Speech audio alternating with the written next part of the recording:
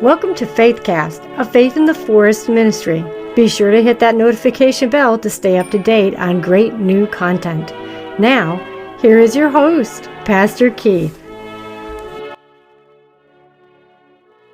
Congress shall make no law respecting an establishment of religion or prohibiting the free exercise thereof. Hey everybody, welcome back to Faithcast.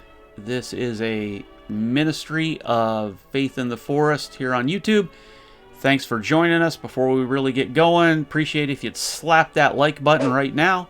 Let other people know what we're doing and that you're on board with us. Even if you disagree with us. Just because, having good debate is healthy. In this series we've been doing on Are We a Christian Nation, I've been bringing forward just factual data. I've been fact-checking myself on all of this. And today I have my books out in front of me because we're going to get a little bit deeper. But like I said from the very beginning, if you already have a preconceived notion that we're not a Christian nation, then you'll just look at it from a different aspect. But I'm asking you to look at it from the idea of human nature. Are we a Christian nation? And I will defend vehemently that yes, we are. Last week we finished up with the French and Indian War and how that affected the colonists and them moving forward to want to break away from Great Britain, and how the Enlightenment strengthened that and the religious belief. So now we are getting through the Revolution.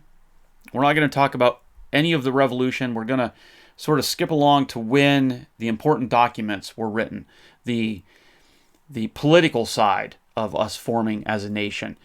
And before we can get really into any of that, we need to give a quick reminder to where each of the colonies stood with their mindset of faith, because it plays into when they start debating with each other. So we have to remember that the northern states, the northern colonies, I have to apologize. If I just say states, please understand that I mean the colonies as they form into states. At this point, colony and state is intertwined, if anybody wants to nitpick any of that. So the northern colonies are primarily Presbyterian churches, Presbyterian run. And I'm not saying all of them, but there is a huge influence of it. We talked about that all the way back to the Puritans. That's important because let's talk about theology for just a minute. If we go all the way back to Thomas Aquinas, way back, right? And his theology, Aquinas argued the idea of natural law. And what he meant by that was that outside of man, there is a higher law that overshadows, is bigger than what any man can kind of comprehend or fully fall into it. And basically it's ordained law, it's divine law. I brought all that up because John Calvin, who was a theologian about the time of the Reformation, he looked at the natural law that Thomas Aquinas talked about, and he took it a little further. I mean, John Calvin talked about predestination. He had a lot of theological beliefs that were different than like what you would see in the John Wesley Methodist Church. But this idea of the natural law, he saw it as going all the way down to civil government, that man was basically obligated to adhere to the natural law and to do their best to run things in the aspect of acknowledging the natural law. And I know it's a pretty primitive explanation, so people who are deeper theologians than me probably shuddering a little bit because I just explained it in that aspect. But I'm just trying to give a quick overview here. That is how the colonies ran their local governments. And I shared that all the way back when we talked about the Puritans coming over, that there was an idea of that faith was overseeing what was going on. And so that's how the northern colonies were governing by and large. Doesn't mean all of them, doesn't mean completely, but it was absolutely influential as we move forward. The southern states, however, they looked at more of the Anglican Church, the Church of England. If you remember, going into the Revolution, not all the colonists were on board with revolting against England. Some people were doing okay with the way things were. In fact, if you look at the movie The Patriot with Mel Gibson, for all the liberties they took in the truthfulness of the American Revolution, the one aspect that was pretty truthful was in the beginning of that, he didn't want to go to war. He didn't want to break away. And there was big arguments about whether or not they were breaking away. So there were people tied to the idea of the Church of England and how the church was intertwined with government. That's the southern states. That also influences as all of these colonies start to come together to form a new nation. Now, before we get to the convention to ratify the Articles of Confederation, which we'll talk about here shortly, each of the colonies were declaring their own independence from Great Britain. And so they were writing their own constitution. Some of them had their own Bill of Rights. And it's important to note that for as incredibly intelligent and the risks that these men were willing to take to form a new nation, politics still came into play a lot. In fact, next week when we talk about John Adams, I'm going to bring up a thing or two about dirty politics. But we'll save that for next week. So when they were writing their individual state constitutions, which we have today, each commonwealth or each state has its own constitution that they follow by. We have our own forms of government, state government, local government. We all know that today. And there was politics played. And Pennsylvania is a good example. Two of them was, one of them there was a part of it was written basically on the establishment of gaining more land. And that was written because there was a company or two that was going to be pushing for more land, and so they sort of were given a constitutional right to do so. It's deeper than that. I just don't want to go way off on a tangent. The other one was the idea of the Quakers being pacifists, and so there were certain provisions written in, basically because of the Quakers that, from a previous episode, we know basically formed Pennsylvania. And so politics came into play, and it was based on what man was doing and how man was interacting with each other. Now, the Commonwealth or the state of Virginia played a very, very, very vital role in us forming as a nation. And basically because of Thomas Jefferson and George Mason. Now, at the time, so we're in 1776 right now, and Thomas Jefferson is actually in Philadelphia working on the Declaration of Independence, that we as a nation are saying to, even though we're not really a nation yet, we are saying to Great Britain, right, go pound salt. And the states are doing the same thing. And so Virginia is writing the Constitution of Virginia. Thomas Jefferson wants to be a part of it. He plays politics, gets himself moved down there, even though he's supposed to be working on the Declaration of Independence. George Mason is down there, and they start working on this Constitution, which includes a Bill of Rights. Sometimes I struggle when people say our Bill of Rights was the first 10 amendments to our Constitution. I mean, technically that's right. It's correct, but we should look at them honestly. If we look at historically, contextually true, we should look at them more as a part of the preamble. Like, we have this Bill of Rights going into this Constitution, not, oh, we wrote this Constitution and we made these 10 mistakes. You know, often we see the amendments that have followed that it's basically we look at the Constitution and go, look, this isn't right. It wasn't right then, and we need to change it, so let's change it. But our Bill of Rights was really a protection of individual rights that were there already. And there was an argument when we get to the ratifying of the Articles of Confederation that they argued whether or not the Constitution really needed to have the Bill of Rights in it, which is why they end up becoming the first 10 amendments. That was a bit of a side note, but I thought it was important to say that because so much politics went into writing this. I want to share number 16 in the Bill of Rights for the Constitution of Virginia. That religion, or the duty which we owe to our Creator and the manner of discharging it, can be directed only by reason and conviction, not by force or violence, and therefore all men are equally entitled to the free exercise of religion according to the dictates of conscience, and that it is the mutual duty of all to practice Christian forbearance, love, and charity towards each other. here is Thomas Jefferson, who people argued was not a Christian. He had some incredible Christian values. I have a book on him. I was going to talk. Yeah, just stop this for a second. I was going to talk more deeply about the individual aspects of each of the founding fathers that we so often like to talk about. But the more that I got looking at it, the more I realized that it was the common man. It was the people who aren't written down in history. People like you and I, that we're probably never going to serve in Congress. We're probably never going to have our names written in, books somewhere in the, down in Washington, D.C. We're going to live our lives the best we can and then die. And it was those men and women that living at that time that really, how they lived influenced what the founders were putting down on paper. And this was one of them.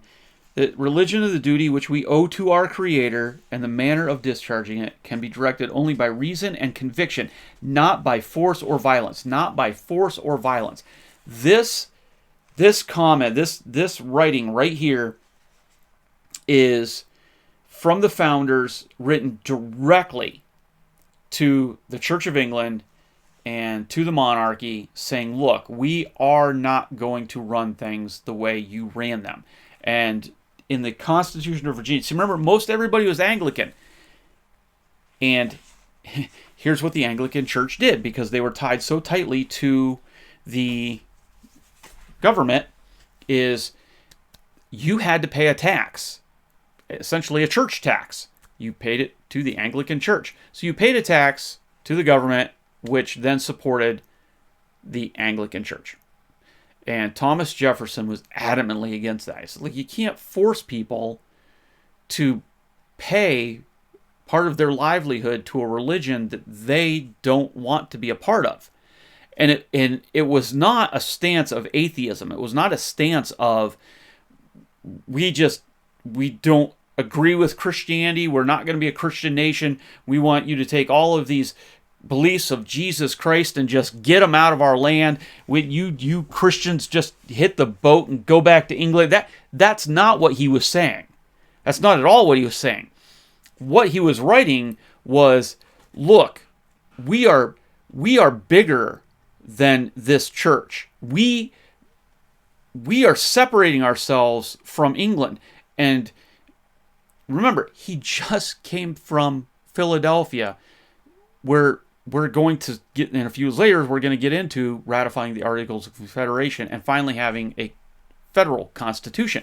He knows what's going on in the other colonies. Thomas Jefferson's an intelligent human being, and he doesn't want to be a part of the Anglican Church. And he's looking at all these other colonies where the reason they came here to begin with was to get separated from the requirement of worshiping the way the Church of England was telling them they had to worship. So if they were going to break away from Great Britain, from England, then one of the first things they had to do was separate themselves from that idea that we also have to be a part of the Church of England. So we're going to write it in paper right now that, hey, you're free. You have free will to worship how you want to worship. You have the exercise your right of freedom of religion. You do not have to pay into the Anglican Church. You do not have to belong to the Church of England. You do not have to. We are not going to follow that anymore. We're done with it. Right? And everybody in the Commonwealth of Virginia is like, yeah, absolutely, man. We're signing on with that. We're done. We're done being dictated by rulers who are telling us about our faith. And it was one of those things where, for as much as they followed the doctrine of the Anglican Church, they were looking at what remember, we're just coming out of the Enlightenment. They're looking at what the liveliness of the other churches, going, yeah, we can have a personal relationship with God. We don't need this. We're done with it. We're done being forced to have a doctrine religion shoved down our throats. However, and that's the second part of it, See, and this is where I get fired up. And I think in 2 weeks when I finish up this whole series, I'm going to go off on a rant. Because, okay, we read the first part, but we'll ignore the second part, right? Where it says, the semicolon, and that it is the mutual duty of all to practice Christian forbearance, love, and charity towards each other. Okay. Jesus came to fulfill the law. All these Jewish laws, and Jesus gets caught up in an argument about, which law is the greatest. And Jesus said, look, I didn't came to abolish the laws. I came to fulfill them. And he says, here's the two laws. I sum it up like this. Number 1, love God with all your heart, your soul, your mind, and your strength, right? And so, in the first part of this, that religion, or the duty which we owe to our Creator, God. What do we owe to God? To love God with all our heart. Okay, there's the first law, summed up by Jesus. And you have the manner, right? How you show your love to God is up to you. It has to be by your own heart, your own conviction, your own awakening. Nobody can force you, and this is the way it is today. Nobody can force you to love God. Nobody can force you to believe in God. And nobody can beat you into loving God. The problem is we live in a world today where a lot of people are getting beaten so that they won't love God, so they won't follow Christian tenets. And we in America are pretty, naive to think that that's not going on in the world, and why a lot of Christians, even in the Western culture, get sort of uptight when we get pounded down about, and I'm sorry, I'm getting a little fired up, but I even had an argument talking about abortion. I adamantly believe that abortion is murder, period. I will argue it from a scientific standpoint. I'll start pulling out all my medical books and we'll have that argument. Abortion is murder, period. Nobody has the right to murder another human being, period.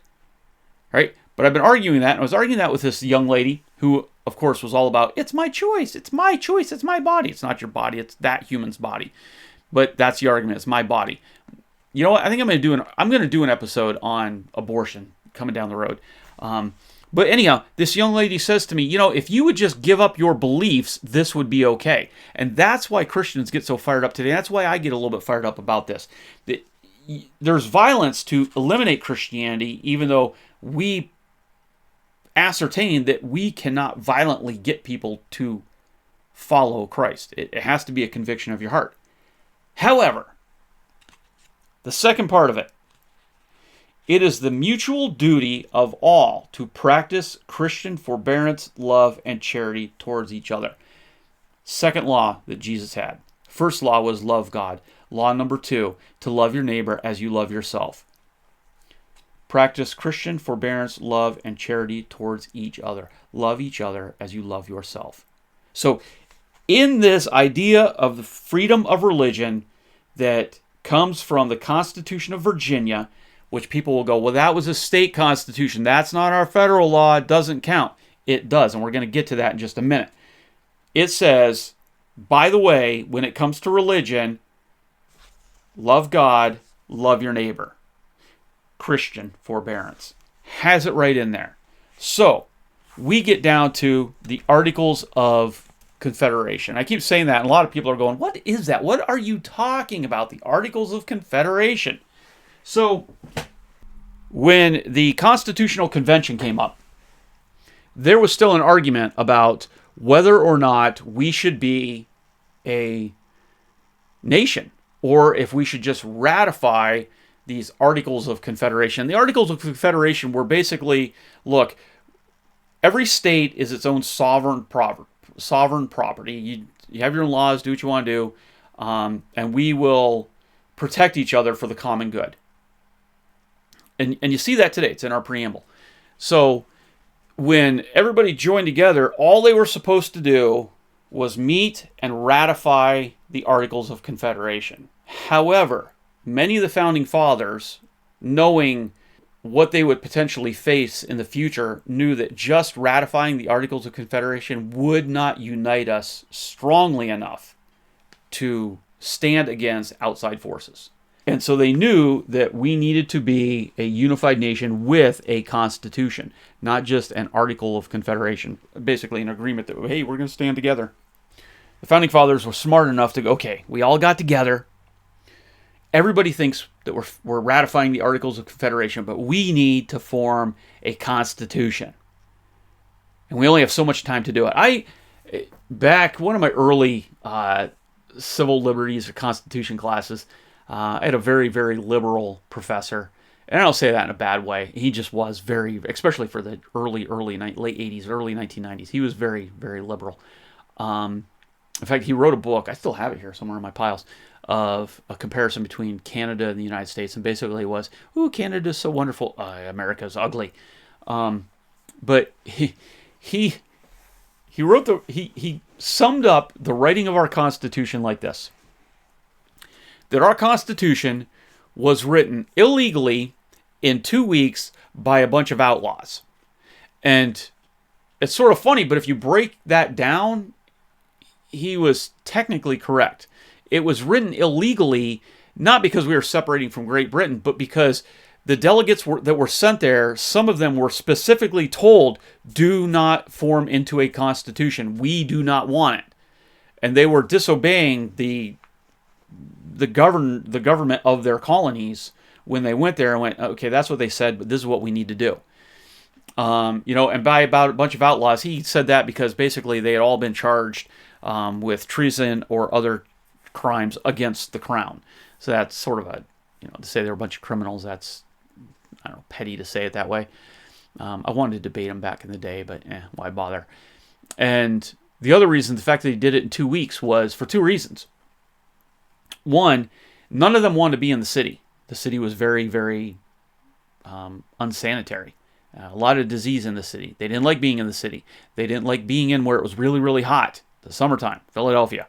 And they knew how much time they had for word to get back to the colonies that other people would show up to stop them. And they had to have this finished before they got stopped.